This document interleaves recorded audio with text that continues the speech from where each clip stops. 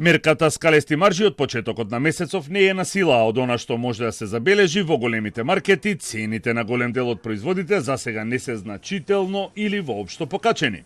Инспекторите ги проверуваат маркетите, а од економија остануваат на ставот дека доколку има екстремни покачувања на цените, ќе предложат до владата поригорозни мерки, но сепак не откриваат за какви станува збор.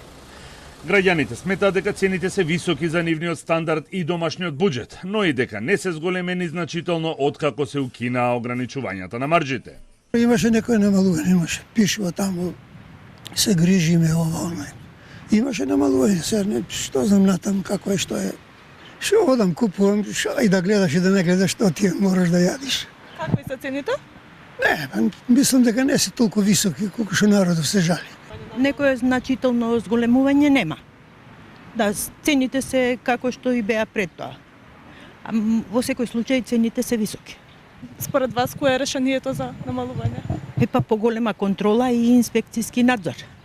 Ја оние работи че ги купувам не се поскапени.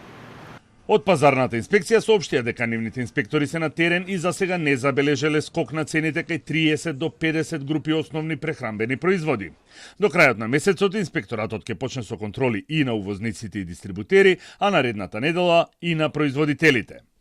Инспекторите се постојано на терен, не се забележани драстични поскапувања, особено во делот на основните прехранбени продукти.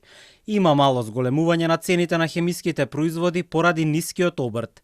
Наредната недела почнуваат контроли и на производителите. Се проверува цената, бруто профитната маржа и книжењето на трошоци, а до крајот на месецот контролите ќе се прошират и на увозниците дистрибутери, како и на ланците маркети за да се провери и утврди цената од влез во државата до рафт.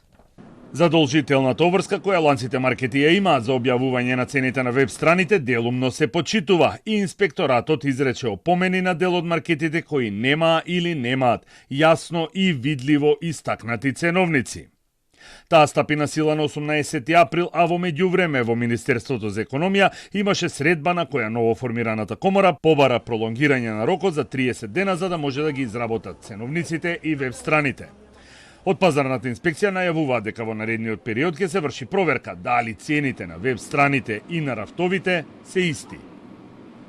Власта и опозицијата денеска со серија меѓусебни обвинувања.